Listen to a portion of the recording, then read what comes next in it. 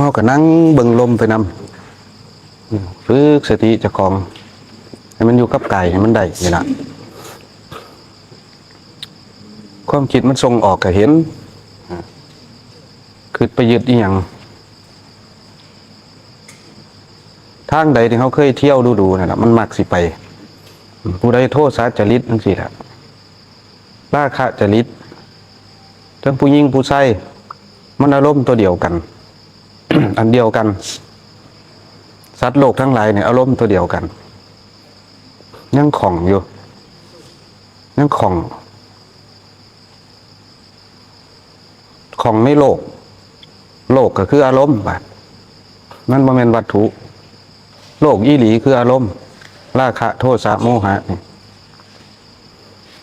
การภาวนาเขาก็ย่อลงมาง่ายๆโลดย่อลงมาใกล้ๆตัวคือรูปกับนามเท่านั้นเองคือขันธ์ห้านี่แหละ เขาสิได้เข้าใจหน้าที่ของขันธ์ห้าลมกระจัดอยู่ในหมวดกายบัดหมวดของกายหมวดของรูปประคันเขาสิคิดว่าถ้ากายเนื้อเนี่ยเป็นกายเป็นรูปประคันบ่แม่นที่เขาหันใจสู่มือนี่ล่ะกับลมทั้งนอกกับอันเดียวกันดินภายนอกกับดินภายในกับอันเดียวกันดินอยู่ในกายเขาเนี่ยดินน้ำไฟลมเนี่ยอันเดียวกันเบิดนะจังใดเขาสิสลัดขึ้นนะการภาวนาคือการสลัดขึ้นสู่ธรรมชาติเทละเล็กเทละน้อยตามกำลังสติปัญญาตามกำลังความเพียรของแต่ละคนนะมันจะเอาไปใส่มาตรฐานเดียวกับบ่ได้ต้องอาศัยความอยากเนี่ยเนินไปอาศัยความคิดซะก่อนอาศัยความพอใจนี่อาศัยกิเลสให้มันเกิดประโยชน์ใส่กิเลสให้มันเกิดประโยชน์มันจะค่อยวางของมันไปในตัวหรอกสำหรับผู้ฝึกใหม่เอาความรู้สึกมาจับใบปลายจมูกนี่ดึงลมเข้าไปมาลองเฮ็ดเบิ่งสำหรับผู้ที่ยังฝึกใหม่อยู่นี่ก็ได้อยู่ทางบ้านก็ได้เอาความรู้สึกผูกก็ลมให้มันได้ดึงเข้าไปเงาๆนี่ตามันลงไปซะก่อนต้องอาศัยการกำหนดซะก่อนต้องอาศัยเจตนาซะก่อนนะผู้ลังคนเพิ่นว่าการไปเพ่งลมมันสิเป็นอัตตาว่าซั่นการบ่เพ่งลมมันก็สิเป็นอัตตาคือกันเพราะว่ามันบ่อยากไปเพ่งลมนะความอยากความบ่อยากก็เป็นอัตตาคือเก่านี่เขาก็ต้องอาศัยอัตตาซะก่อนเพื่อละอัตตาวันเถาะอาศัยเจตนาเพื่อละเจตนาดึงลมเข้าไปให้มันยาวๆกันผู้ใดคิดหลายก็เอาคำบริกรรมแนบเข้าไปนำกับเอาความรู้สึกจับลมดึงลงไปเอาไปหยุดไว้จุดใดจุดหนึ่งแล้วต้องเฮาถนัดนะหยุดไว้สะดือก็ได้หรือสิหยุดไว้ริมปีนี่ก็ได้แล้วแต่เฮาหยุดไว้จัก 2-3 นาทีนี่เพิ่น2-3 วินาทีหลงมันสิตายก่อนแน่นอนคันไปหยุดไว้โดนปานนั้นเนาะ นี่แหละคำเว้ามันก็บ่แน่นอนคือกันทั้งเที่ยมันก็หลงปล่อยออกมาบานเฮาก็นำมันออกมาพร้อม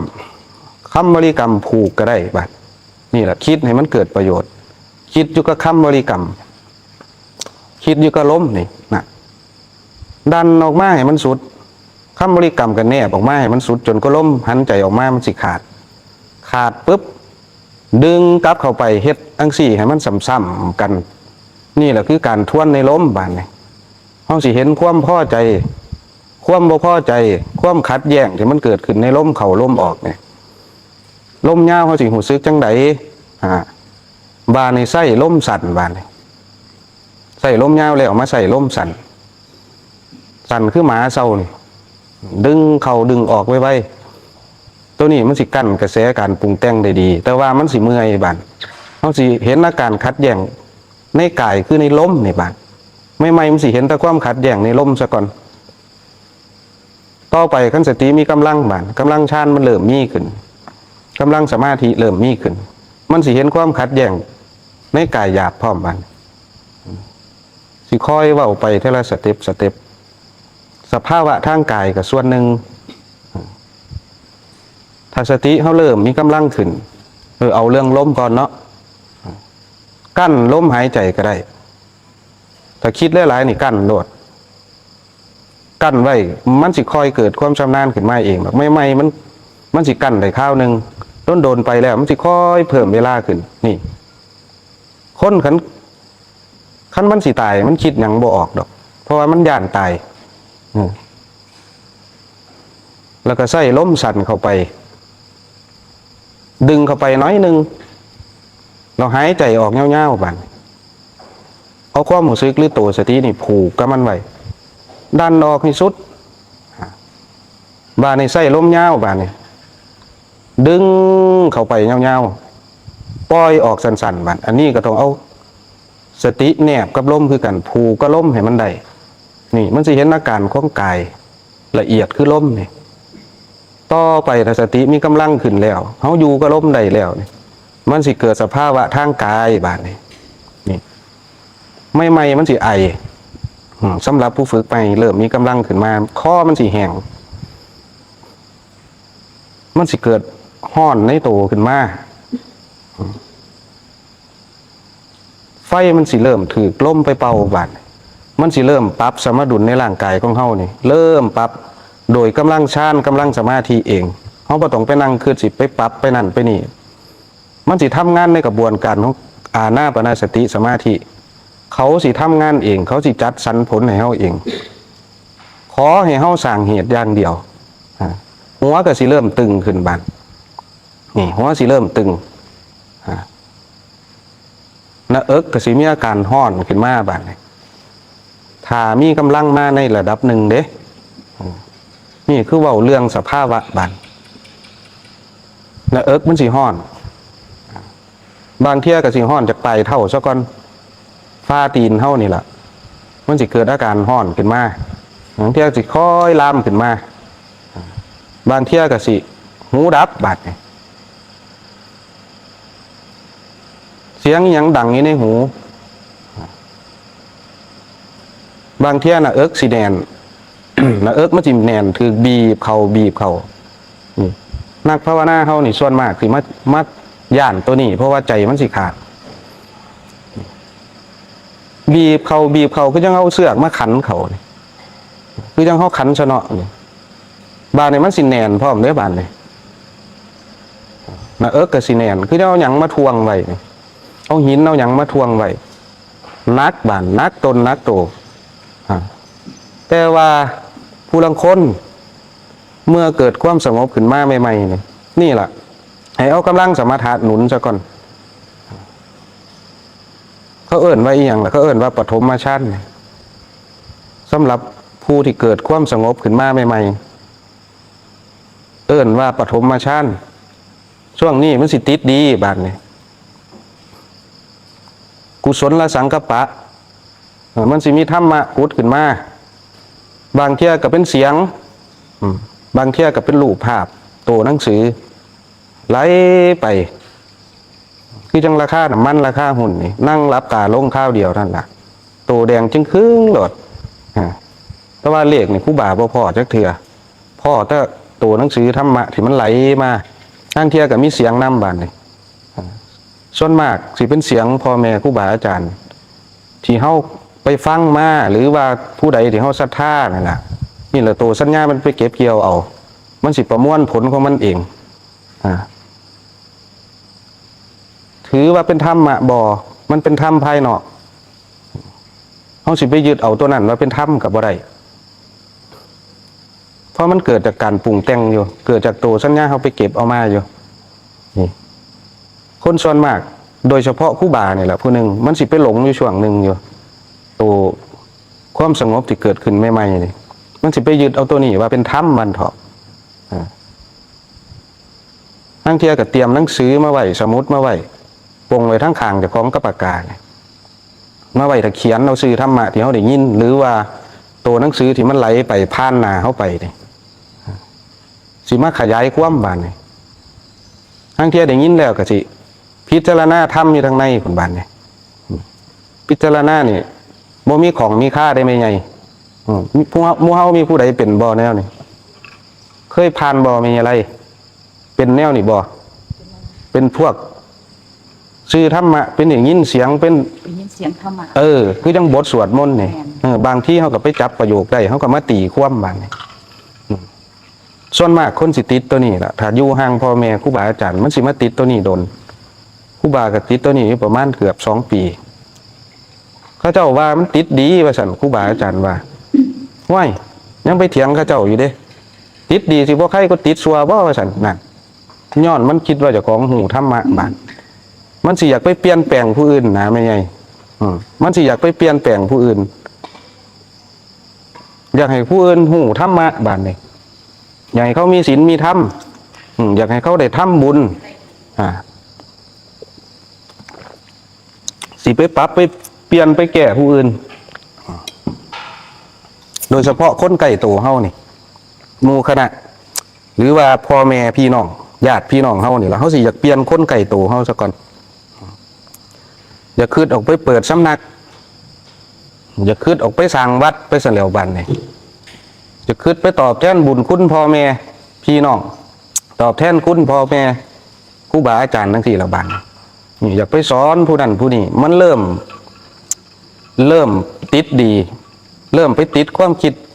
ดีวันเถาะแต่ว่าใจเจ้าของมันยังแฝงด้วยอีหยังละบันเนี่ยแฝงด้วยความอยากอยู่แต่ว่ามันบ่เห็นแฝงด้วยความอยากแฝงด้วยตัณหาแต่ว่ามันบ่เห็นเพราะว่ากำลังสติมันยังอ่อนอยู่อย่าไปเปิดสำนักตั้งเป็นสำนักขึ้นมาละบานว่าสิสอนฝึกสอนผู้นั่นผู้นี่นี่แหละเขาเอิ่นถ้ำภายนอกบานนี่อย่าไปยึดไปหมายเอาตัวนั้นว่าเป็นถ้ำนะได้ยินแล้วก็ปล่อยมันผ่านไปเพราะว่าเสียงมันกับบ่เทียงอยู่แล้วนิมิตทั้งหมดทั้งมวลรูปแสงสีเสียงนี่มันก็เป็นของบ่เทียงอยู่แล้วแม่แต่ในลมหายใจเฮามันกับบ่เทียงนี่ให้เฮาเห็นจ่อๆโลดว่าบ่มีหยังเทียงจักอย่างมีแต่ความตายเท่านั้นที่มันเทียงนี่ความตายเท่านั้นที่มันเทียงแท้แน่นอนแต่ว่าบ่ฮู้ว่าสิตายมื้อใดคนส่วนมากมันอยากเกิดแต่บ่อยากตายเห็นบ่มันก็เลยใช้ชีวิตประมาทอยากเกิดแต่บ่อยากตายอยากรวยแต่ว่าพากันขี้ข้านสินะอยากมีทรัพย์แต่ว่าพากันขี้ข้าน พุทธองค์เพิ่นสอนให้หมู่เฮาสร้างเหตุบ่ต้องไปหวังผลสร้างเหตุอย่างเดียวผลนั่นมันสิเกิดขึ้นเองแห่งหวังผลเท่าใดมันแห่งทุกข์บัดในการภาวนาหรือว่าในการเฮ็ดอิหยังก็สร้างเฮ็ดดีดีเฮ็ดชั่วชั่วเฮ็ดดีบ่แม่นได้ดีเฮ็ดชั่วจังได๋มันก็ได้ชั่วอยู่แล้วมันบ่คาดบ่หมายมันก็ได้อยู่แล้วแต่ว่าคนมันสิไปหวังในการเฮ็ดความดีบัดเฮ็ดไปแน่หมู่บ่ย่องก็เกิดความน้อยเนื้อต่ำใจเพราะว่าหยังเพราะว่าเฮาหวังให้เฮาเฮ็ดไปตามหน้าที่บัดเถาะหน้าที่สมมุติหมู่เฮาคืออีหยังจังซี่เฮ็ดดีมันก็ดีในขณะนั้นโลดบ่ต้องให้คนมาย่องดอกว่าดีว่าชั่วแม่นเขาสิว่าเฮาดีแม่นเฮาชั่วอยู่นี่มันก็บ่ดีขึ้นมาได้แม่นเขาสิว่าเฮาชั่วเฮาเฮ็ดดีมันก็บ่ชั่วไปได้มันบ่ได้ดีย้อนล้มปากผู้อื่นมันบ่ได้ชั่วย้อนล้มปากผู้อื่นนี่ความคิดเฮามันเกิดดับอยู่ตลอดนี่พยายามเบิ่งหม่องนี้ให้มันหูทันนะให้มันหูทันความคิดปรุงแต่งของเฮานี่บ่ต้องไปหูความคิดของผู้อื่นดอกมันบ่เกิดประโยชน์แม่นเจ้าสิหูความคิดของผู้อื่นปานใดก็ช่างแม่นเจ้าสิเป็นมีฤทธิ์มีเดชปานใดก็ช่างเหาะเหินเดินอากาศได้ปานใดก็ช่างบ่เกิดประโยชน์ถ้าขาดสติปัญญานี่มีแต่สิสร้างโทษสร้างภัยเพราะใจมันยังปรารถนาลามกอยู่นี่มันเจ้าสิฉลาดปานใดก็ช่างจบปริญญาตรีปริญญาโทปริญญาเอกก็ช่างถ้าเจ้ายังขาดศีลขาดธรรมอยู่นี่ศีลธรรมบ่เข้าไปซึมเข้าสู่จิตสู่ใจอยู่นี่ มันก็เป็นความฉลาดที่แฝงด้วยตัณหาแฝงด้วยความอยากเราคนฉลาดที่แฝงด้วยความอยากแฝงด้วยความโลภมันสิสร้างโทษสร้างภัยให้โลกให้สังคมหลายปานใดบัดถ้าขาดศีลขาดธรรมเขาไปยับยั้งอารมณ์การปรุงแต่งของเฮานี่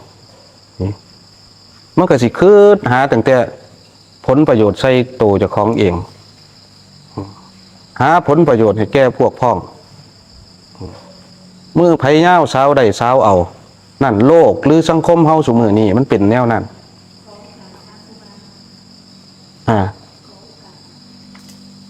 ว่าเอาไม้ให้เพิ่นมันสิได้ออกสู่ภายนอกตอบ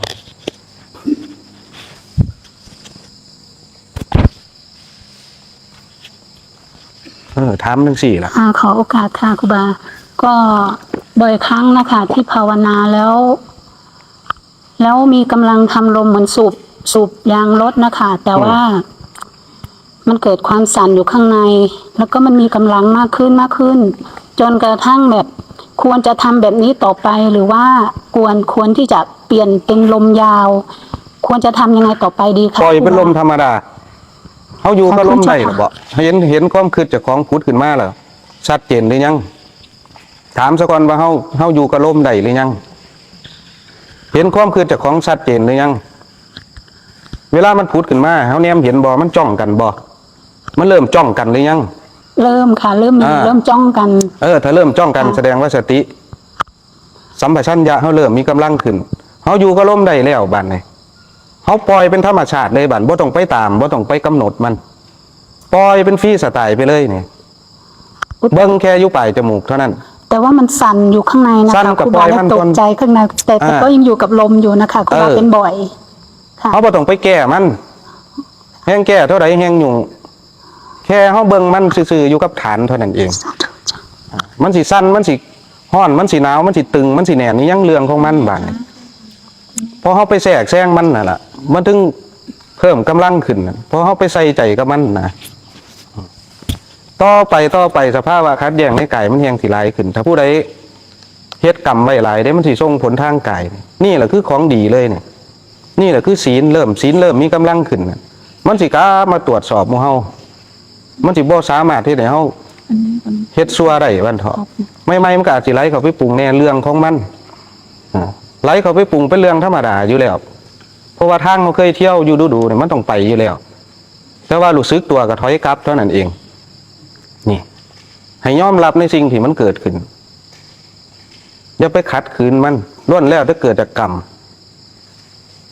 มันต้องส่งผลกับเฮาอยู่แล้วเฮาเป็นผู้เฮ็ดนี่นั่นล่ะอยู่ก็ล่มไปเรื่อยๆการภาวนามันบ่มีหยังหลายก็ยังว่าย้อนเฮาอยากไปฮู้ชื่ออาการนี่ล่ะฮู้แต่ว่ามันเป็นสภาวะทางกายก็พอบ่ต้องไปฮู้หรอกว่าขณะนี้กำลังสมาธิเฮาหน่อยเฮาหลายบ่ต้องไปฮู้หรอกว่านี่คือซ่าน1ซ่าน2ซ่าน3ซ่าน4บ่ต้องไปฮู้มันแม้แต่เฮาสิบ่เข้าสมาธิขั้นละเอียดก็บ่เป็นหยังในการภาวนาเจริญสติไปเรื่อยๆโลดทรงฌานไปเรื่อยๆอยู่กับกายหยาบกายละเอียดให้มันได้เท่านี้โตกำลังสมาธิมันสิคอยปรับสมดุลของมันเองเพิ่นสิทำงานของเพิ่นเองอานาปานสตินี่ผู้ใดที่มีความรู้ทางโลกหลายๆนี่มันสิถูกดรอปลงมามันสิสลัดสัญญาออกโตล้มกับโตสตินี่มันสิสลัดสัญญาออกเองบ่ต้องไปย่านเจ้าของโง่ดอกบ่ต้องไปนั่งคิดดอกว่าเจ้าของสิบ่เกิดปัญญานี่ไปเรื่อยๆแล้วมันสิถึงขั้นเดี๋ยวมันก็สิค่อยเจริญไปของมันเองเน้นการสร้างเหตุกันยังว่าสำหรับผู้มีกำลังแล้วบัดนี้สำหรับผู้มีกำลังต้องเรียนรู้เด้อบัดนี้เรียนรู้แนวใดเรียนรู้การวางลมบัดผู้มีกำลังเด้เป็นหยังเขาต้องวางลมบัดนี้จากเขาจ้องกันอยู่จังซี่เพราะว่าเขาไปเพ่งมันเกินไปเพ่งเกินไปแล้วมันสิเกิดอีหยังล่ะภาษาบาลีครูบาก็บ่ฮู้ มันสิแน่นมันเถาะซึ่งว่ามันแน่นมองหน้าผากนี่เขาไปเพ่งมันจนเกินไปมันสิกลายเป็นสัญญาตัวนี้มันสิถิ่มยากถ้าเขาไปเพ่งมันเกินไปมันสิแน่นแล้วมันขยายวงกว้างออกไปเลยได้บัดมันสินักสมถะบัดนี่คันเพ่งเกินไปมันสินักสมถะแต่สำหรับผู้ฝึกใหม่เขาต้องอาศัยการเพ่งการกำหนดซะก่อนให้แยกให้มันออกสำหรับผู้ฝึกใหม่กับผู้มีกำลังแล้วนี่แน่นอยู่แถวหน้าผากถ้าเขาไปเพ่งมันสิแน่นเบิดหัวบัดนี่เขาสิบ่อยากเปลี่ยนอาการตัวนี้บัดในเมื่อเขาไปเพ่งจนเกินเหตุแล้วมันสิกลายเป็นสัญญาบัดมันสิทิมมองนี่ได้ยากนี่คือการสร้างนิสัยนี่เริ่มเรียนรู้ให้กระจายศาสตร์สายตาออกไปทั้งนอกสำหรับผู้ใดที่แน่นอยู่ศาสตร์สายตามองไปทั้งนอกเบิ้งนกหนูปูปีกไปความรู้สึกส่วนหนึ่งมันสิถือคายเท่ออกไปแล้วความรู้สึกตัวหนึ่งมันสิอยู่กับลมบัดนี่อาการแน่นมันก็สิค่อยคายออกนี่คือการเรียนรู้ในการว่างลมพร้อมสำหรับผู้มีกำลังผู้มีอาการพวกนี้ว่างลมเลยว่าเป็นถิ่มลมเลยคำว่าว่างลมนี่ว่างลมคือเขาบ่ไปหยุ่งกับสภาวะที่มันเกิดขึ้นทางกายแล้วก็บ่ไปหยุ่งกับสภาวะที่มันเกิดขึ้นทางความคิดให้เขาอยู่ซื่อๆอยู่กับลมนี่มันสิแน่นกับปล่อยมันแน่นไปมันสิฮ้อนกับปล่อยมันฮ้อนไปมันสิเสียดแทงบางได้กับสร้างปล่อยให้มันเสียดแทงไป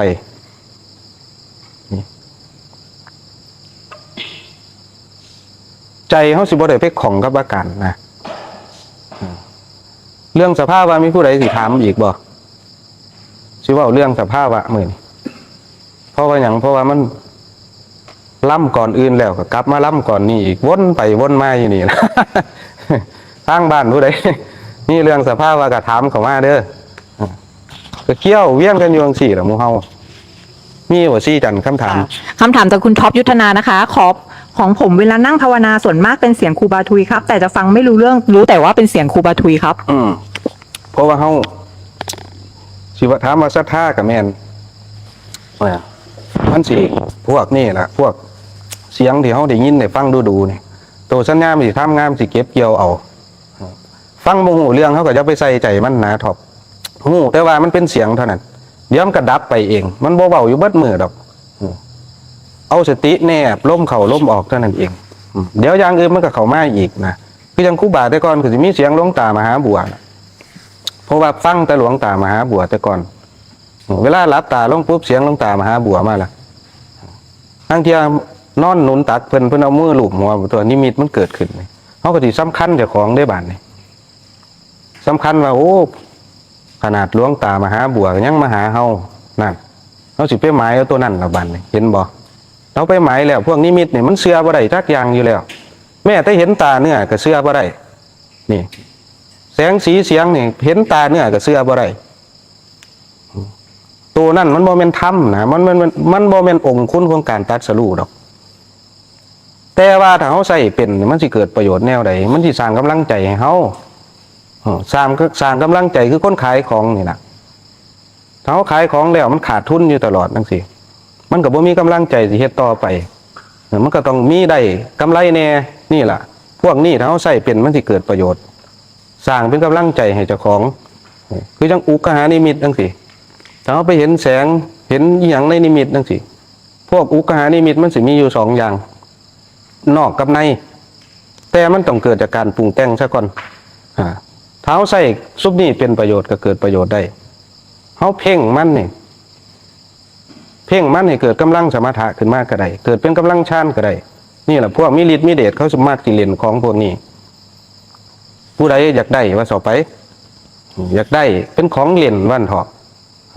ไม่มันสิเห็นทางในซะก่อนเกิดจากการปรุงแต่งมันสิมีแสงหน่อยๆขึ้นมาซะก่อนถ้าเขาไปเพ่งแล้วเพ่งดูเขาแล้วแสงมันสิค่อยขยายออกแล้วแต่ผู้ใดสิเห็นสีหยัง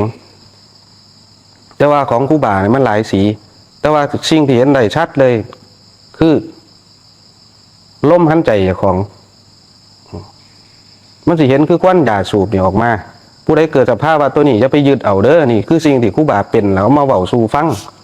มันสิเห็นลมหายใจของ หายใจออกหายใจเข้าควันมันสิออกสิเข้าพุ่งออกพุ่งก็ดึงออกดึงเข้าอยู่นี่เพราะถ้าเพ่งไปโดนๆมันสิเป็นแสงภายนอกพร้อมเป็นดวง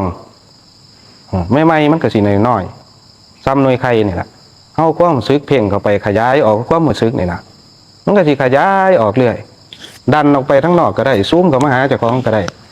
ลากไปซ้ายไปขวานี่แค่ของเล่นคือเน้นย้ำเด้อนี่มันแค่ของเด่นซื่อๆเพราะว่าครูบากับไปหลงกับตัวนี้ดนคือกัน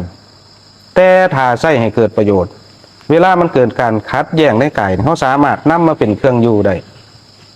เพื่อผ่อนคลายวันเถาะในขณะที่มันเกิดการคัดแย้งในกายถ้ามันคัดแย้งไม่หลีเวลามันเผาเนี่ยมันห้อนคักอีหลีได้ไหมไงห้อนจนเลยเอาผ่าซุกน้ำมาลูบจากกองไว้เด้เวลามันเผากันขึ้นไม่ดีนี่แหละอาการที่หลวงตาเพิ่นว่าการเผากรรมหรือศีลมันกลับมาตรวจสอบเฮาถ้าเฮาบ่เห็นตัวนี้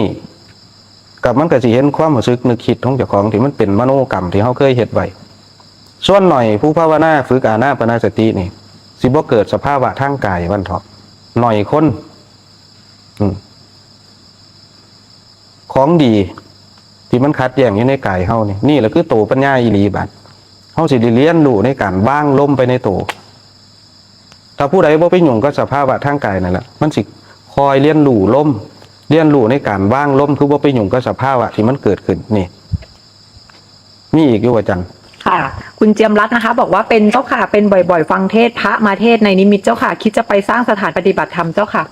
นั่นล่ะมันสิไปติดดีวันเถาะมันสิคิดว่าเจ้าของหูจักธรรมะที่เจ้าของคิดน่ะมันยังติดบางบนในความคิดปรุงแต่งของเจ้าของอยู่คิดแล้วมันก็เข้าข้างเจ้าของอยู่แล้วใจที่ยังปรารถนาลามกอยู่หั่นก็รู้มันเท่านั้นล่ะนี่แหละอาศัยการฟังธรรมพ่อแม่ครูบาอาจารย์เพื่อเป็นอย่างเพื่อไปเทียบเทียมกับสภาวะที่เจ้าของเกิดขึ้นมันจังบ่ไปข่องกับสภาวะหรืออาการนิมิตรูปแสงสีเสียงนี่มันสิได้เดินทางไปได้ไว้วันเถาะมีอีกบ่คำถามจากคุณอังชิตานะคะ มีคำถามค่ะพระอาจารย์นั่งดูลมตามปกติแต่แล้วเหมือนรู้สึกง่วงนอนเพราะเรารู้สึกสบายหรือเปล่าคะง่วงนอนเป็นอาการง่วงนอนแห้งๆมันเป็นอาการของปีติแต่ว่าเขากับเบิ่งว่าแต่ละมื้อเขาเฮ็ดงานนี่หยังเกิดการอ่อนเพลียทางร่างกายบ่นะนี่ล่ะสังเกตเบิ่งมันชีวิตประจำวันแต่ละมื้อของเฮานี่ง่วงเฮาก็นอนเท่านั้นเองคันอยากฟื้นก็ฟื้นแต่ว่าคันสิปฏิบัติแบบบุกิจทางง่วงปุ๊บเฮาก็ลุกไปย่างจงกรมแต่ว่าคันสิเฮ็ดไปเรื่อยๆเฮาก็นอนโดดนอนแล้วถ้าก้อนสิหลับนี่เฮาก็ต้องเอาสติแนบลมเข้าลมออกมันหลับก็ปล่อยมันหลับไปรู้สึกโตขึ้นมาเฮาก็กลับมาเบิ่งลมอีกเท่านี้ด้วยการภาวนามันบ่ได้มีขั้นตอนนี้หยังมากมายเด้มันได้ทุกอิริยาบถอยู่แล้วนี่ย่างนั่งนอน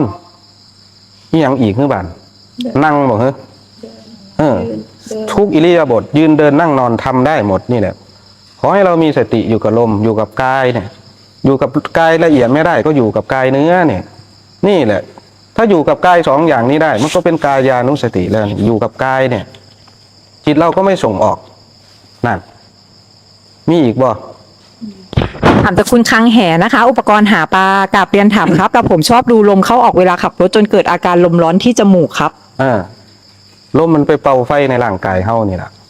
ฮ้อนก็หูว่าฮ้อนเท่านั้นละครูบาก็บ่ฮู้สิอธิบายแนวใดเฮาฮู้อาการมันเท่านั้นละถามมาหลายๆโหลดแห้งคิดบ่ออกอยู่ค่ะคำถามจากคนบ้านนอกคอกนานะคะ นั่งรู้สึกตัวยาวๆสูงๆคืออะไรคะปีติคือกันโตโยกโตค้อนนี่โตยืดทั้งเทียใหญ่เต็มห้องโตความรู้สึกว่ามันพองขึ้นมันเกิดจากมายาของจิตซื่อๆดอกทั้งที่โตเฮาก็ซ้ำเก่าความรู้สึกซื่อๆดอกความรู้สึกทั้งในนี่อาการของปีติโตหดลงน้ำลายออกหลายข้อแห้งคืนน้ำลายยากเนี่ยสภาวะทางกายทั้งนั้นล่ะเฮ็ดจังไดใจเฮาจังสิบ่ของเฮาอยู่กับฐานให้มันได้เท่านั้นเองพวกนั้นเดี๋ยวมันก็เกิดดับเป็นเรื่องปกติทั่วไปสำหรับนักภาวนามันต้องพ่อของพวกนี้อยู่แล้วนะอ่านเลยถ้ามี เบิดละที คุณขันทองบัวผันนะคะ บอกว่ากราบสาธุกำลังเรียนรู้ในการวางลมพอดีเจ้าค่ะครูบาก็เว้าขึ้นมาพอดีสาธุค่ะ นั่นแหละการว่างลมอย่าไปของกับสภาวะทางกายอย่าไปของกับสภาวะทางความรู้สึกนึกคิดนะการมาภาวนาเขาบ่ได้มาฝึกเอาอีหยังเด้มาเพื่อละอัตตาตัวตนนี่เด้เพื่อละจากการมีการเป็นนี่เด้บ่ได้เอาลมแต่ต้องเอามันซะก่อนใหม่ๆนี่อาศัยมันซะก่อนเอาสติเนี่ยกับลมให้มันได้แล้วเขาก็เบิ่งเป็นปกติปล่อยฟรีสไตล์ไปโหลดบาดแค่เขาสังเกตว่ามันยาวมันสั่นมันหยาบมันละเอียดนี่คือความบ่เที่ยงในลมนี่เขาสิเห็นโหลดฤทธิ์เดชบ่ต้องไปโหซ่ามันดอก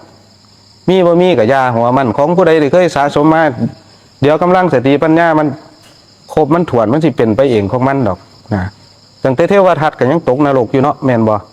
เพิ่นแฮงเหาะเหินเดินอากาศได้ของตัวรู้จักว่าละจิตผู้นั้นผู้นี้คิดนั่นคิดนี่เพราะหยังบาดนี่เพราะมันขาดตัววิปัสสนาขาดตัววิปัสสนาไปอบรมจิตสิเว้าเรื่องฌานบาดนี่ฌานมี2อย่างฌานโลกีกับฌานโลกุตตระแต่ว่าพุทธองค์เพิ่นที่เว้าอยู่นี่บ่นว่าเป็นรังเกียจฌานสมถะหรือฌานโลกีเด้อถ้าเฮาใช้เป็นมันก็เกิดประโยชน์เวลาเวทนาลุ่มเล่าเนี่ยเฮาสามารถเข้าไปพักผ่อนได้แต่ว่าฌานที่สามารถพาเฮาออกจากทุกข์ได้นี่คือการเจริญฌานคืออานาปานสตินี่มันได้ทั้งสมถะได้ทั้งวิปัสสนาบัดนี้แต่ว่าฌานโลกีนี่มันเป็นสมถะโดยท้ายเดียววันเถาะมันสิเข้าไปเงียบมิดจิลีบ่มีความรู้สึกอิหยังบัดนี้ตอนเข้าไปนั่นเฮาสิบ่มีตัววิปัสสนาควบคุมบัดนี้ออกมากำลังมีบ่กำลังมีมากมายมหาศาลคือกันแต่ว่าจิตมันบ่ถูกอบรมมันขาดตัวปัญญาบัดมันเลยคิดแสวงหาผลประโยชน์เพื่อพวกพ้องเพื่อตัวเจ้าของมันก็สิคิดเพื่อตัวเจ้าของนี่ละก่อนบัดตัวนี้ได้บานที่สร้างโทษสร้างภัยบัดนี้เพราะหยังเพราะว่าเวลาเขาคิดอยากได้นั่นอยากได้นี่ขึ้นมานี่แม่แต่คิดปุ๊บเขาไปปรุงอยากได้เงินผู้นี้อยากได้รถผู้นี้นี่แหละกำลังที่มันขาดวิปัสสนาเขาไปควบคุมบานมันสิไปบังคับเขาเจ้าได้บานนี่มันเขาเจ้าบ่อยากให้ปานใดเขาเจ้าก็ให้เพราะหยังเพราะโดนกำลังของจิตนี่ไปบังคับข่มขืนใจเขาในเมื่อเขาเอามาให้โดยการถือบังคับเนี่ยกรรมมันสิเกิดบ่บานนี่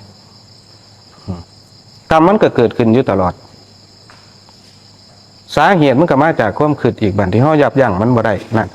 แต่ว่าตัวอานาปานสติคือการเจริญฌานของโลกุตตระนี่เฮาสิเห็นความคิดได้บัดนี่เฮาสิบ่เข้าไปปรุงแต่งถ้าสติเฮามีกำลังเห็นหูทันความคิดแล้วมันสิถูกแยกออกบัดระวังเฮากับความคิดนี่มันสิถูกแยกออกความคิดมันสิเป็นสังขารปรุงแต่งมันจะเป็นอาการของขันธ์นามขันธ์บัดนี่เขาสิถูกแยกออกจากนี่เขาเอิ้นว่าแยกรูปแยกนามแยกธาตุแยกขันธ์คือแยกจังซี่บ่แม่นไปนั่งแยกโดยความคิดพาท้องเจ้าของออกมาแล้วเบิ่งอวัยวะภายในนี่แยกตับแยกไตแยกไส้แยกพุงอันนั้นมันบ่แม่นอันนั้นมันแยกทางความคิดปรุงแต่งอยู่มันสิได้สมถะโดยท้ายเดียวแต่ถ้าเฮาเห็นความคิดแล้วบ่เข้าไปร่วมปรุงแต่งกับมันนี่มันสิเป็นมันคิดบัดนี่มันนี่หมายถึงนามขันธ์หรือสังขารปรุงแต่งมันสิบ่แม่นเฮาบัดนี่เฮานี่คือโตสติก็ล้มบัดนี่มันสิอยู่คนละฟังบัดนี่นี่ล่ะแยกรูปแยกนามให้แยกจังซี่แค่เฮาอยู่กับฐานใดนี่ก็เป็นการแยกรูปแยกนามเมื่อแยกรูปแยกนามได้แล้วเฮาก็อย่ามาให้ความสำคัญกับฟังผู้รู้อีกได้บัดนี่ฟังผู้รู้คือโตสติผูกอารมณ์นี่เขาอย่ามาสำคัญว่ากูเป็นผู้รู้นะมันก็สิเพิ่มมาตาตัวตนตัวนี้ขึ้นมาบาดนี้โตฟังผู้รู้นี่ส่วนมากคนก็สิมาติดมองนี้ละติดโตมายึดเอาผู้รู้นี่บาดตัวผู้รู้มันก็บ่พังลงเฮ็ดจังไดมันจึงสิพังลงทั้งสองฝั่งนี่หู้ซื่อๆมันก็พังลงทั้งสองฝั่งเลยทั้งผู้ถือรู้ทั้งผู้รู้นี่หนักนี่แหละวิธีการภาวนาให้เราสังเกตเบิ่งหม่องนี้เห็นอาการอยากของเจ้าของความอยากตัวปัญญาอีดีก็คือเฮาไปเห็นอาการนั่นแหละผู้เขาไปเห็นอาการนั่นแหละผู้เบิ่งอาการที่ซื่อๆนั่นหูอารมณ์มันเบาผ ผู้หูว่าล้มเบานะคือโตปัญญาแล้วนะเห็นบ่หูว่าเขาตึงหัวนี่ผู้หูที่ว่าอาการตึงหัวนั่นแหละคือโตปัญญามันอยู่หม่องนี้บ่ต้องไปหาวิธีดับมันนะบ่ต้องไปหาวิธีดับปล่อยให้มันดับเอาเองอย่าไปหยุ่งกับเขาวันเถอะขันธ์ห้ามันก็ทำงานแนวนี้อยู่แล้วมีอีกบ่จัน มีค่ะคำถามจากคุณทางที่ดีคือทางลาดยางนะคะ เวลานั่งสมาธิแล้วรู้สึกเหมือนจิตใสขึ้นนิดๆจากเดิมที่มืดๆแล้วจิตมันสับสาย ก็ดูมันไปแต่จิตรู้สึกกลัวจิตเลยเด้งออกมาอาการแบบนี้สติเราไม่พอหรือเปล่าครับ วางใดก็จิตมันเริ่มใสขึ้นบ่ ค่ะ มันเด้งออกมาเพราะอยากให้มันอยู่อยากให้มันสงบการสิเข้าสิออกปล่อยมันไปเองโลดเรื่องสิเข้าละเอียดหรือบ่ละเอียดนี่เฮาบ่สามารถบังคับบัญชามันได้ถ้าบ่มีความชำนาญอีหลีเรื่องสมาธินี่จิตมันใสขึ้นก็ย้อนอีหยังจิตถามว่าเป็นดวงบ่ถ้าสิอุปมาคันเฮาสิเอาสมมุติมาเว้ามันก็เป็นดวงอยู่เพราะว่าจิตมันบ่มีรูปร่างดอกแต่สมมุติขึ้นมาซื่อๆคำว่าจิตเดิมแท้คือกันจิตเดิมแท้มันก็มีแสงก็จะเอาตามตำรับตำราได้นี่แสงประพัดสอนมันเถอะแต่ถ้ามันยังมีแสงอยู่นี่มันมีแสงมันก็ย่อมมีสิ่งที่เฮ็ดให้แสงมันเกิดขึ้นมามันก็ยังมีจิตอยู่คนสิไปหมายตัวนี้ว่าเป็นนิพพานก็บ่ได้บ้านบางคนนั่งสมาธิเข้าไปขั้นละเอียดหรือว่าอัปปนาสมาธินี่ไปเห็นตัวนี้สิไปหมายเอาได้บ้านนี่สิไปหมายเอาว่าตัวนี้คือมรรคผลนิพพานเพราะว่ามันสงบมันเงียบมันสงบมันสิมีตัวรู้เด่นชัดอยู่นี่ขันธ์ห้ามันสิถูกแยกออกชั่วขณะในขณะที่เฮาไปเห็นความละเอียดของจิตตัวนี้สมาธิขั้นละเอียดตัวนี้มีหลายคนเข้าใจผิดสิไปหมายเอาตัวนี้ว่าเป็นมรรคผลนิพพานถามว่าเป็นบ่มันก็เป็นแค่ชั่วขณะเพราะว่าขันธ์ห้ามันถูกแยกออกนี่ถ้าผู้ใดเขาไปเห็นตัวนี้อย่าไปหมายเอาเพราะว่าจิตเฮายังอยู่เด้มันยังมีแสงสว่างอยู่นี่แสงสว่างมันมาจากไสสันว่าคือจังหลอดไฟนี่ถ้าบ่มีหลอดแสงสว่างมันก็บ่มีเฮ็ดจังใดหลอดมันจังสิบ่มีแสงสว่างตัวนั้นมันจังสิบ่เกิดขึ้นนี่เพิ่นสิเว้าเรื่องปรมัตถธรรมคำถามจากคุณสมบัติปือปักนะคะ เวลาเราทำงานดูลมแล้วตัดหญ้าแล้วมันไม่ค่อยเหนื่อยถ้าเหนื่อยก็นั่งพักแล้วดูลมสัก3 นาทีก็มีแรงทำถูกไหมเจ้าคะถูกการทำงานนี่ถ้าเราดูลมเป็นยิ่งเกิดประโยชน์เพราะอะไรเราจะเห็นลมชัดขึ้นเพราะว่าทำงานนี้มันจะเหนื่อยนี่ถ้าใครใช้ประโยชน์เป็นในการทำงานเนี่ย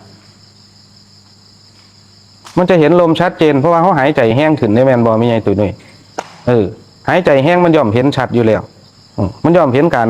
เคลื่อนไหวของลมชัดเจนขึ้นถ้าเขาสิไปเอาตั้งแต่ลมเบาๆทั้งเดียวเขาอยู่กับลมบ่ได้ผูกเอาสติผูกกับลมยังบ่ทันได้นี่ให้ใส่ลมหยาบไปซะก่อนอาศัยสั่งสัญญาตัวนี้ขึ้นมาให้อยู่กับลมให้มันได้เมื่ออยู่กับลมได้แล้วบานสิลมมันสิเป็นจังได้กับสร้างปล่อยมันโหลดมันสิสั่นสิยาวกับเรื่องของมันนี่อยู่ซ้ำนี่ล่ะเอาเลยคำถามจากคุณนวรัตน์กล้าหาญนะคะอยู่กับลมหายใจเข้าหายใจออกในปัจจุบันขณะได้เรื่อยๆไปเหมือนไม่มีความทุกข์เหมือนแต่ก่อนมีความเฉยๆรู้สึกมีความสุขเล็กๆเรื่อยๆเหมือนชีวิตเราแค่ชั่วหายใจเข้าชั่วเวลาหายใจออกคิดเห็นแบบนี้ถูกหรือไม่เจ้าคะหรือว่าเป็นกำลังของสมาธิคะถูกอยู่ แต่ว่ามันก็สิบ่ถูกเบิดเป็นหยังคือว่าบ่ถูกหมดมาสั่งขึ้นบ่ออกแต่ว่าบ้านนี่แม่วันหน้ามันสิตื้อมันก็ตื้อคักที่ดีเด้อ่านคำถามใหม่ก็ดูอยู่กับลมหายใจเข้าหายใจออกในปัจจุบันขณะได้เรื่อยไปเหมือนไม่มีความทุกข์เหมือนแต่ก่อนมีความเฉยๆรู้สึกมีความสุขเล็กๆเรื่อยๆเหมือนชีวิตเรามีแค่ชั่วหายใจเข้าชั่วเวลาหายใจออกคิดเห็นแบบนี้ถูกหรือไม่เจ้าคะหรือว่าเป็นกำลังของสมาธิคะคิดก็จะไปเสียความคิดทางเทียมมันเกิดจากกำลังฌานกำลังสมถะส่วนหนึ่งมันสิเฮ็ดให้เฮาสงบหาลังเทียมันถึงเป็นอาการของเวทนาตัวหนึ่งก็ได้นี่เวทนามีอย่างแหน่สุขกับเป็นเวทนาคือกันทุกข์กับเป็นเวทนามันก็ยังเป็นอารมณ์อยู่บ่สุขบ่ทุกข์ซื่อๆเฉยๆนี่เฮ็ดโจโลอยู่นี่ถ้าไปยึดเอาอารมณ์นี่มันก็เป็นเวทนาอีกบาดมันก็ยังเป็นอารมณ์อยู่เบิ่งมันดีๆนี่เบิ่งให้มันดีๆ เวลามันปะทุขึ้นมานี่รุนแรงได้บาดนี่เกิดจากกำลังสมถะอาจสิเป็นไปได้ว่าเกิดจากกำลังสมถะมันเฮ็ดให้เฮาเกิดความสงบมันสิไปกดข่มอารมณ์ไว้นี่มีหลายคนน่ะเด้ที่อารมณ์กามราคะหรืออารมณ์เรื่องโทสะนี่ผู้ที่เคยฝึกสมถะมาบางเที่ยพบก่อนชาติก่อนเขาเคยสะสมเรื่องของสมาธิพวกนี้มาพวกฤาษีเก่าจังซี่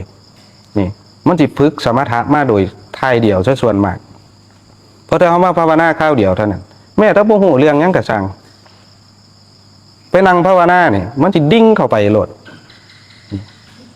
มีคนโทรมาปรึกษาครูบาหลายคนเลยเด้เรื่อง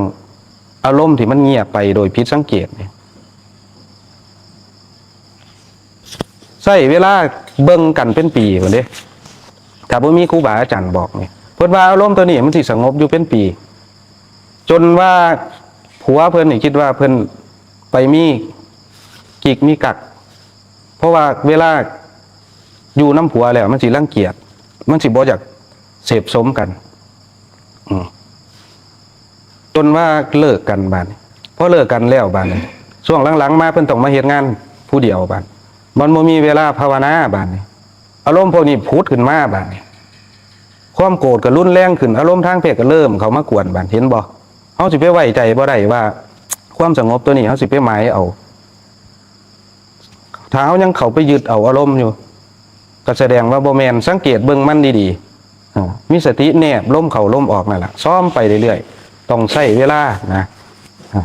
เพราะทุกสิ่งทุกอย่างมันไม่เที่ยงอยู่แล้ว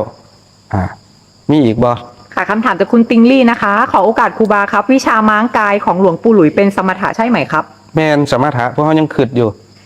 ยังไปแยกอันตับไตใส่พุงยังไปแยกกระดูกสิ้นนั่นสิ้นนี่อยู่มันก็ยังเป็นสมถะเพราะว่าเขายังคิดอยู่ เป็นวิปัสสนากับวิปัสสนาแบบกลางๆวันเถาะมันยังใส่ความคิดไปแยกนั่นแยกนี่อยู่เป็นปัญญาขันธ์สัญญาวันเถาะยังบ่เป็นปัญญาโดยธรรมชาติอีดีมีอีกไหมมีค่ะคำถามจากคุณนิชานันนะคะ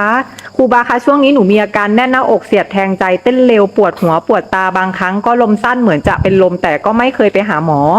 พอแอบรู้กว้างๆอาการก็เบาลงเพิ่งรู้ว่าการที่เกิดขึ้นทั้งหมดเป็นเรื่องปกติของการดูลมตอนนี้หายสงสัยเมื่อมาเจอครูบาสาธุค่ะ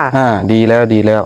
เริ่มมีกำลังขึ้นเรื่อยๆสภาวะขัดแย้งในกายเหมือนคนป่วยแต่มันบ่แม่นคนป่วยกับป่วยใจป่วยกรรมนี่ลังเทียนี่มือใหม่อ่อนลงย่างไปดีๆเหี้ยฟดออกคือยังครูบาว่านน่ะคือยังคนป่วยเป็นโรคเบาหวานเหี้ยสิฟดออกเกิดจากนี่แหละกำลังฌานกำลังสมาธิเนี่ยมันไปสักฟอกมันขัดแย้งในกายเลยเขายอมรับมันไปแล้วก็แล้วเกิดดับอยู่คือเก่าก็สิเว้าเรื่องกับผ้าว่ามันก็หลายโพดแล้วก็อย่าไปใส่ใจกับอาการเท่านั้นก็พอนะคำถามจากคุณคังแหนะคะ เรียนถามครูอาจารย์ครับจะมีวิธีการอย่างไรถึงจะทำให้ผู้ปฏิบัติใหม่ให้มีสติอยู่กับลมได้ตลอดครับสติอยู่ตลอดมันก็จะขึ้นอยู่กับตัวบุคคลเองนั่นแหล้วบ้านเฮาสิมีความเพียรซ้ำใดมีความตั้งมั่นได้ซ้ำใดครูบาก็บ่สามารถไปบังคับให้เบิ่งลมได้มันต้องบังคับเจ้าของเราเองก็ต้องดึงลมเข่ายาวๆคือครูบาบอกแรกๆนี่ล่ะเอาสติผูกกับลมถ้ามันยังอยู่กับลมบ่ได้เอาคำบริกรรมแนบเข้าไปอีกดึงเข้าไปพูดยาวๆหายใจออกโทดันให้มันสุดนี่อยู่กับมันให้มันได้เรื่อยๆเมื่อผูกกับลมได้แล้วบาดนี้ก็ปล่อยเป็นธรรมชาติไปอย่าไปหน่อยเนี่ยตามใจในบุญวาสนาว่ากูบ่สามารถเบิ่งลมได้เบิดมือบ่มีผู้ใดดอกเบิ่งได้เบิดมือนั่นมันก็ต้องมีไหลไปแน่ฝึกใหม่ๆนั่นน่ะให้กำลังใจเจ้าของให้มันเป็นเราเฮ็ดสิ่งภายนอกควบคู่ไปนำให้มันหนุนนะทานศีลภาวนาเนี่ยต้องเฮ็ดควบคู่ไปปูพื้นฐานให้มันแน่นซะก่อนบ่มีผู้ใดดอกไปมุงหลังคาไปถึงอากาศได้ต้องปูพื้นฐานให้มันแน่นบารมีทานมันบ่เต็มมันบ่สามารถเดินไปได้ดอกเดินไปแบบเต็มเม็ดเต็มหน่วยได้เฮาต้องสะสมไปย้อนเข่าใส่บาตรมื้อละปั้นก็ยังไข่นะ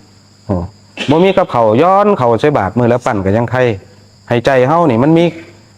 สิ่งที่เป็นกุศลนี่ หนุนจิตหนุนใจเฮาไปโยกภูมิจิตภูมิธรรมเจ้าของขึ้นเทละเล็กเทละน้อยนี่คือการโยกภูมิจิตเจ้าของขึ้นนี่ให้ท่านปุ๊บเฮาก็เศร้าแต่นี่โลดสำรวมกายวาจาได้มันก็เกิดเป็นกุศลขึ้นมาโลดก็เกิดเป็นศีลภายนอกขึ้นมาซะก่อนนี่สำรวมความคิดได้แล้วมันก็เป็นเอียงมันก็เป็นทานอารมณ์เจ้าของออกแล้วนี่ทานมันก็มีหลายระดับแต่ว่าท่านสั้นเลิศอีหลีคือการท่านอารมณ์เจ้าของออกนี่แหละเพิ่นว่าอยากไปมรรคผลนิพพานให้มาแก้ผ้าอยู่ในวัดเนี่ยนี่บ่อนไปแก้ห่อกันเทศซื่อๆเด้คำว่ามาแก้ผ้าอยู่ในวัดนี่อันนั้นมันก็ยังห่างอยู่คนคิดว่าไปแก้ผ้าอยู่ในวัดแล้วมันสิได้บุญโลด ผู้เฒ่าโบราณเพิ่นสิว่าคันอยากได้บุญให้สู้ไปแก้ผ้าอยู่ในวัดว่าซั่นสมัยก่อนมันคือสิเอาผ้าไหมเนาะห่อกันเทศไว้แม่นบ่ผู้เฒ่าแม่นอยู่บ่แม่ใหญ่แต่ก่อนเนาะอยู่ในตู้กันเทศอยู่น้ำวัดน้ำว่าบ้านเฮาแต่ก่อนหนูมันหลายนะนี่เพิ่นสิไปคิดว่าแก้ผ้าตัวนั้นออกแล้วไปอ่านกันเทศอยู่หั่นมันสิได้บุญโลดมันก็บ่แม่นการมาแก้ผ้าในวัดคือเฮามาเปลี่ยนสุดฆราวาสญาติโยมออกนี่เขามาบวชมาประพฤติปฏิบัตินี่มันจังเป็นแก่นแท้ของศาสนานี่มันว่าสิไปแก้กันเทศออกมาแล้วอ่านสู่กันฟังอยู่หั่นเขามาคัดจิตคัดใจของนี่มองมันสิพาเขาพ้นออกจากทุกข์นี่เปลี่ยนสุดภายนอกแล้วก็เปลี่ยนสุดภายในสันตัวบานนี่จากเคยไว้ผมยาวๆแล้วก็มาโกนออกมาท่านผมออกไปมาท่านเล็บออกไปมาท่านลิปสติกออกไปแล้วก็มาท่านแป้งออกไปอย่างสินี่คือการท่านบานท่านของนักบวชต้องท่านทั้งสี่ท่านเพื่อละออกจากกามรูปรสกลิ่นเสียงจับต้องสัมผัสนี่แก้สุดทั้งนอกแล้วก็มาแก้ทั้งในได้บานสุดที่เขาสวมเขาใส่มาจะครบจักศาสตร์ละบานไม่ไงสุดเรื่องของน้ำมาทับนี่คืออารมณ์นี่จิตดวงนี่มันไปเปลี่ยนร่างอีหยังแน่ละบานนี่เขาไปใส่เสื้อผ้าทั้งน้ำมาทับนี่บ่ถือซักฟอกออกจักเทื่อนี่มาแก้ตัวนี้บานนี่แก้ที่มันอยู่ทั้งในอยู่ในใจเขานี่คัดมันออกมือแล้วหน่อยผู้ใดคัดได้หลายก็แห่งดีวันเถาะค่อยคัดไปแต่ละคณะนี่แหละค่อยคัดไปในขณะที่หายใจออกหายใจเข้าหายใจออกหายใจเข้าอยู่นี่คัดบ่เศร้ามันก็สิบางเป็นตัวเนาะแม่นบ่ล่ะเขาที่เข้าถึงจิตที่มัน ค่อยสะอาดขึ้นแล้วกำลังของอานาปานสติมันสิซักฟอกออกเรื่อยๆซักฟอกธาตุขันธ์ตัวนี้พร้อมกายหยาบตัวนี้เห็นบ่ประโยชน์ของลมแค่เอาสติแนบเท่านั้นงาใหม่ใหญ่ๆมันก็ยังพัดหากอยู่เห็นอยู่บ่ก็ลมตัวเดียวกันกับอยู่ดังเฮานี่ลังค่าใหญ่ๆนี่มันยังโจมไปได้เอาลมตัวเดียวกันบ่บาดนี่กับลมเดียวหันใจอยู่นี่แค่เฮาเอาสติมาผูกเท่านั้นเองมันบ่แม่นเรื่องยากมันบ่แม่นเรื่องยากแค่เอาสติมาแนบเท่านั้นนี่แหละทรัพย์ที่มีประโยชน์ที่มีคุณค่ามากที่สุดคือลมหันใจถ้าบ่มีลมเฮาก็ตายสร้างอริยทรัพย์ให้เจ้าของอย่าพากันประมาทพักดันเจ้าของให้มันเข้าสู่กระแสพระนิพพานให้มันได้เข้าสู่โสดาบันให้มันได้นี่มันสิเหลืออีกจักชาติละบาดนี่กลับมาเกิดอีกก็บ่เกิน7ชาติเพราะเราพักดันเจ้าของเข้าสู่กระแสให้มันได้นี่7ชาติในที่นี่บ่ว่าตายแล้วไปเกิดเป็นเทวดาโสดาบันเด้เมื่อตายแล้วไปเป็นเด็กน้อยโสดาบันคดอยู่ในท้องพ่อท้องแม่8 เดือน9 เดือนบ่แม่นแนวนั้นเด้คำว่าอีกบ่เกิน7ชาติ7ชาติคือใน7ชาติในภูมิจิตของเฮาที่เฮายกขึ้นเรื่อยๆนี่โดยท่านศีลภาวนาโดยคำสอนพระพุทธเจ้านี่ตัวนี้คือภพชาตินี่ล่ะถ้าผู้ใดเข้าสู่กระแสใดคือภพชาตินี่ล่ะแต่เป็นภพชาติของเรื่องของภูมิจิตนี่เข้าไปดึงแล้วมันสิเหลือ8แม่นบ่คู่บุรุษ4คู่นับเรียงตัวได้8บุรุษอัฏฐปุริสปุคลานี่ถ้าเข้าสู่กระแสใดแล้วมันก็เหลืออยู่แค่7บางคนก็เข้าไปโสดาบันปุ๊บอาจสิดิ่งสติปัญญามีกำลังไปตัดกระแสการปรุงแต่งได้มันอาจสิดิ่งเข้าสู่อรหัตผลเลยก็ได้แต่ว่าถ้าผู้ใดสติปัญญากำลังอ่อนอยู่แต่ว่ามันบ่มีทางตกต่ำอยู่แล้วนี่คือการสลัดภูมิจิตเข้าสู่กระแสบ่มีทางตกต่ำกันผู้ใดเข้าได้คือปิดประตูอบายเจ้าของได้100%แล้ว แต่ว่าผู้ใดสิไปซ่าไปคอยไปเร็วขึ้นอยู่กับเหตุที่เขาสร้างบัดผู้ลังคนก็สิคอยไปตามคันอย่างน้อยเลยได้เป็นอนาคามีก่อนตายอย่างกลางเป็นอรหัตผลก่อนตายอย่างสูงสุดได้เป็นอรหัตผลตอนมีชีวิตอยู่มื่นตาเมาอยู่นี่ประโยชน์ของการฝึกอานาปานสตินี่ถ้ามีความเพียรอย่างต่อเนื่องเด้บนว่าสิมาเฮ็ดมาลำมาก่อยแล้วที่ไปบังเอาตัวนั้นมันก็ยากคือกันนี่พยายามนี่แหละพยายามผลักดันเจ้าของเข้าสู่กระแสให้มันได้มันจังสิเป็นผู้บ่ตกต่ำอีกต่อไปไม่ยังจันคำถามติ มาลำมาก่อย มาลำมาก่อยเฮ็ดเพราะมาลำมาก่อยมันก็ได้ซ้ำมาลำมาก่อยล่ะ ลำมาก่อย ภาษาแก้วด้วยนี่ คำถามจากคุณเศรษฐดินไปเล็บนะคะครูบาครับทำไมดูลมร่างกายมันถึงป่วยครับ มีแต่เรื่องทุกข์ครับ นี่แหละของดีเข้าใจบ่ตัวเลยตัวจะไปรังเกียจสภาพทางกายตัวยอมรับมันโลดยอมรับแล้วมันก็สิเป็นนี่ยังยาหัวมันอยู่กับลมเท่านั้นนะสดใส่เข้าไปนะสร้างนี่สร้างชิ้นไว้แล้วเขาก็ต้องยอมรับใส่เข้าไปเฝ้าใส่ให้มันเบิดวันเถาะจังไดร่างกายเขาเป็นของเสื่อมอยู่แล้วขอให้มันบ่มีวิบากทางมโนกรรมเท่านั้นนะแต่ว่าร่างกายเขาจังไดมันก็เสื่อมมันกับผุกับพังกับเปื่อยไปตามกันแตกสลายไปตามกันอยู่แล้วนี่เฮ็ดจังไดก่อนเขาสิตายนี่มองมันสำคัญเฮ็ดจังไดเขาจังสิบ่ได้มาเกิดอีกเฮ็ดจังไดเขาจังสิสร้างเหตุด้วยสิ่งที่มันเป็นกุศลเอื้อเฟื้อเพื่อแผ่เจริญไปเรื่อยๆนี่คือเหตุสำคัญออกจากทุกข์ออกจากอารมณ์อยู่เหนืออารมณ์ให้มันได้เท่านั้นเองอยู่เหนือกรรมค่ะคุณสุรพลสารพันธ์นะคะบอกว่าวันนี้ได้ฟังธรรมได้ประโยชน์มากครับต่อเนื่องชัดเจนถึงอกถึงใจกระทบจิตกระทบใจน้ำตาไหลครับโอ้ลูกพี่เก้าให้แล้วเว้ยบ้านนี่ ส่งหูไม่เบิ่งในเด้อตอนให้นั่น คำถามสุดท้ายนะคะอาจารย์ขออนุญาตเป็นคำถามของพระสุทธวีนะคะสุทธวิโรถวายความเคารพครูบาทุยครับได้ยินเสียงการไหลเวียนของเลือดบนศีรษะมันเป็นอาการของการปฏิบัติใช่ไหมครับผมขอคำแนะนำจากครูบาทุยครับถ้าใครฝึกอานาปานสตินี่มันจะมีเสียงอยู่ในกายเพราะอะไรเกิดจากกำลังลมนี่แหละมันเป็นตัวขับเคลื่อนเป็นธาตุกลางนี่ลมถ้ากายมันสงบเนี่ยคำว่ากายคือกายเนื้อด้วยกายอีกตัวหนึ่งคือลมพอภายในกายมันสงบปุ๊บเนี่ยเราจะได้ยินเสียงเหมือนเครื่องจักรกลมันทำงานอยู่ในร่างกายเราเนี่ยลมมันวิ่งไปส่วนไหนมันจะได้ยินเบาๆถ้ามันวิ่งขึ้นมาแถวนี้ก็จะมีเสียงเหมือนแมลงมาร้องเนี่ยลมมันจะวิ่งไปตามระบบเส้นประสาทตามช้อนชัยไปตามช่องว่างในร่างกายเราทั่วทุกส่วนนี่แหละเขาเรียกว่าสัมปชัญญะความรู้สึกตัวทั่วพร้อมมันก็จะเกิดขึ้นเรื่อยๆนี่รู้ยิ่งแล้วก็รู้พร้อมมีกำลังไปเรื่อยๆเป็นสัมโพธายะนิพพานายะเห็นไหมมันไม่ไกลเลยเด้ไกลเพราะความคิดเรานี่แหละคิดว่ามรรคผลนิพพานมันห่างจากตัวเราเหลือเกินนี่คิดให้มันง่ายๆโลดว่าจังได้กูก็เฮ็ดได้ว่าซั่นคิดให้มันง่ายเข้าไว้ได้บ่ได้ว่าอีกเรื่องนึงวันเถาะนี่กูกับผู้นึงคือกันล่ะว่าซั่นขี่คุยไว้ซะก่อนคุยกับเจ้าของหรือว่าจะไปคุยกับผู้อื่นเท่านั้นน่ะกูก็นึงในตองกูคือกันล่ะผู้นึงว่าซั่นแม่นอยู่ว่าไม่ใหญ่ตุ้ยน้อยได้บ่ได้ให้มันตายฆ่ากันอยู่นี่จังใดเขาก็เห็นแล้วว่าโทษภัยมันเกิดจากอีหยังนี่แม่นบ่เขาสิไปหลงมั่วเพิ่นกับอีหยังกระดอกกระเดียทรัพย์สมบัติทุกสิ่งทุกอย่างมันบ่แม่นของเฮาจักอย่างมานั่งโจโกอยู่นี่นั่งอยู่ทั้งนี่พากันนั่งอยู่ทั้งกองกระดูกเจ้าของอยู่ว่าหมู่เจ้าว่านี่ดินเหยียบไปแต่ละเม็ดเนี่ยมันอาจสิเป็นกระดูกหมู่เฮาก็ได้แม่นบ่น้ำที่เฮากินอยู่นี่มันอาจสิเป็นน้ำเหงื่อน้ำหนองน้ำเหลืองที่เฮาตายแล้วมันกลับขึ้นสู่ธรรมชาติหมุนเวียนเปลี่ยนธาตุอยู่นี่น้ำเหี่ยวพักนี่เขากินหมูหมาเป็ดไก่นี่เขากินอยู่สู่มื้อเนื้อสัตว์นี่มันอาจจะเป็นสิ่งที่เขาเคยไปใส่ชีวิตแบบข้าเจ้ามาแล้วก็ได้นี่โดนปันไหนเราบ้านเมื่อเขาเที่ยวเกิดเที่ยวตายอยู่นี่เห็นบ่มีอีกอยู่บ่มีค่ะแต่ว่าวันนี้หมดเวลาแล้วค่ะเบิดเลยทีโอ้กำลังของขึ้นเลยว่ะ